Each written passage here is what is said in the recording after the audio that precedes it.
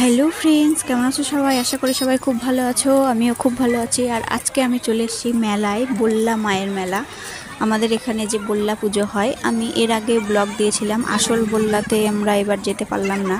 তো সেই বল্লা মায়ের ওখানে খুবই জাগ্রত মায়ের পুজো হয় আমাদের এই রাস পূর্ণিমার ঠিক পরের যে শুক্রবার পরে সেই শুক্রবার। তো আমার আসল যে বল্লা মায়ের পুজো সেটার ব্লগ কিন্তু আমার চ্যানেলে পেয়ে যাবে তোমরা। আর এটা হচ্ছে মানে ওই বল্লারই আরেকটা অংশ। আমাদের এখানে পুজোটা হয়, আর ওইটা আসল বল্লাটা একটু দূরে।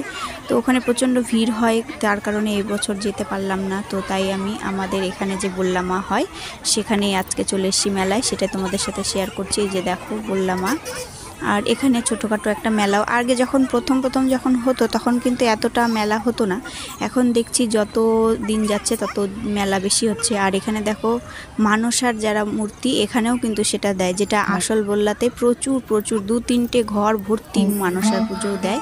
তো এখানেও সেরকম মানসার ঠাকুরও দিয়েছে। আর তারপরে আমরা এখানে দেখো মাকে দর্শন করে একটু মায়ের প্রসাদ নিয়ে নেব, নিয়ে তারপরে আবার দেখছি খুব সুন্দর মেলাও লেগেছে এখানে। তারপরে আবার একটু মেলার দিকে চলে যাব।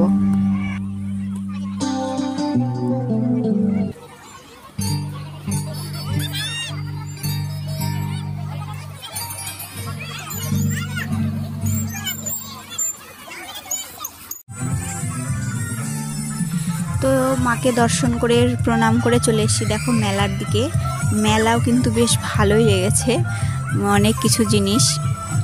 তো আমার মেয়ে তো বায়না করতে শুরু করে দিয়েছে, এটা কিনবো ওটা কিনবো। তো আমি আজকে মেলায় তেমন কিছু জিনিস আর ওকে কিনে দেবো না, কারণ ওর পরীক্ষা আছে, তাড়াতাড়ি বাড়ি চলে যাব। সেই জন্য খুব তাড়াতাড়ির মধ্যেই মেলাতে কি আছে একটু দেখলাম, কিছু জিনিস কিনে দিয়েছি, দিয়ে তারপরে বাড়ি চলে যাবো। এই যে দেখো মেলায় চলে এসে কী জিনিস দেখো। মেলায় আসলে এলে না দেখলেই কিছু না কিছু জিনিস নিতে ইচ্ছেই করে। তো বেশি যতক্ষণ দেরি করব তত বেশি জিনিস কিনতে হবে, তাই না? তো মেলায় একটু ঝটপট করে মেয়ের হাত ধরে নিয়ে ঘুরে ঘুরে চলে এলাম, এবং ঘুরতে ঘুরতে আবার মেয়ের খিদেও পেয়ে গেছে, তারপরে ওকে আবার কিছু খাওয়াতে হবে।